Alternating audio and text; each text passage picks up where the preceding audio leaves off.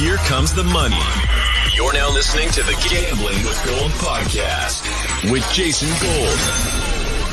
Presented by Champions Round. Thursday Night Football. The Bengals are hosting your Miami Dolphins. The line currently at DraftKings -3.5. Total is set at 48.5. That total has jumped up a bundle in the last 24 hours. Went from 47 to 48.5. I assume that's based on the Tua news. Excited to jump into this one. What are your initial thoughts? Do you think this is a scheduled loss for the Bengals or for the Dolphins today? You know, as like a biased fan, this is the first time where I could say this game does seem like a trap, a huge trap. Seems like a situational loss. So much adversity this week. You know, you got the short week. You got a lot of injuries. Your quarterback's banged up. And then today you got leaked practice footage from some random Twitter account. So there's a lot going on. The Bengals are the clear favorite here.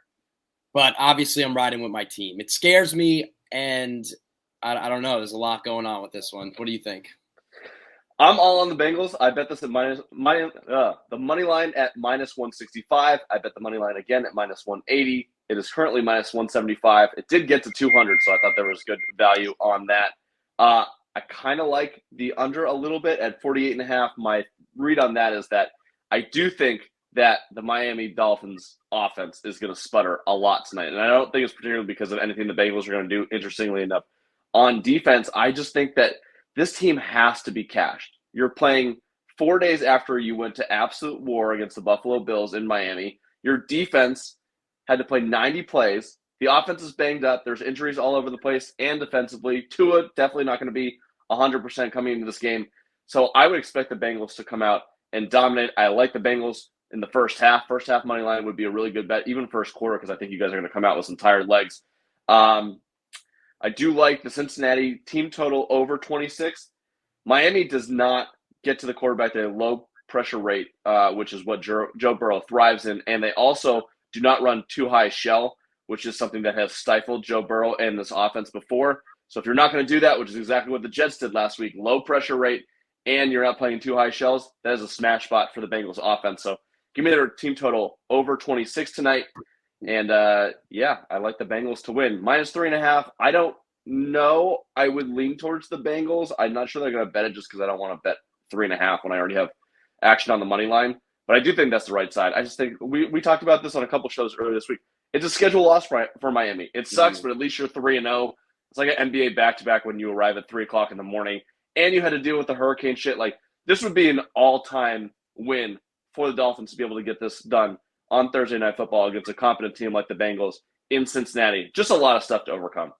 Agreed, 100%. I mean, it's a situational loss, like you said, but I do like the over. That's something that I have been looking at just because the Dolphins' secondary has been getting torn up. A lot of that has to do with, like you said, the D-line not getting to the quarterback. Josh Allen was living lavish back there in the pocket and just airing the ball out. I'm pretty sure the Dolphins are top 3 in most passing yards let up. I do think they'll hold Mixon under 50 yards. I think they're going to shut down the run. But the secondary has been getting torched, and you're now going against a really good wide receiver core. Boyd's been picking it up too, which is good. I don't know. There's going to be a lot of adversity. It's tough, but I think both teams are going to come out slinging. I think the Dolphins' offense, this is a big test, and I want to see, can they keep it up? And this is going to be a game where that they're going to show people, all right, maybe we are real contenders. Because not a lot of people have been giving them the credit yet, which, whatever, I don't agree with. But we have it this podcast. You're goddamn right we have. I know. Oh, man, I can't. Yeah, I like the over. I like Tyreek Hill's props. I bet him first touchdown. I bet him anytime. I like the confidence he has going in against Eli Apple, too. Who even knows if Apple's going to even cover him most of the time. But, yeah, I like Tyreek's props. I like the over. And I got to go with my man Ingold. Got to throw that in sooner or later. We do have a Daily Dozen prop up tonight, Alec Ingold, over 3.5 rushing yards, and I put that in there just for Joey. Yeah, I appreciated that. That gave me a good smile this morning. So I hope that Ingold gets involved. At least one carry to make it a little bit interesting. So you said that there are props that you like, Tyreek, over receiving yards, over receptions? Yeah, I like all Tyreek's props. I do. And I really hope one of those hits tonight. I'm liking the first touchdown. I think that I want to roll with Cincinnati Bengals for maybe Higgins or Chase. longest reception over, and it'll be like 27.5 yards or something like that. I like those. I like probably like longest touchdown over, whatever that's going to be, 46.5 or something like that. Kind of like the over on that one.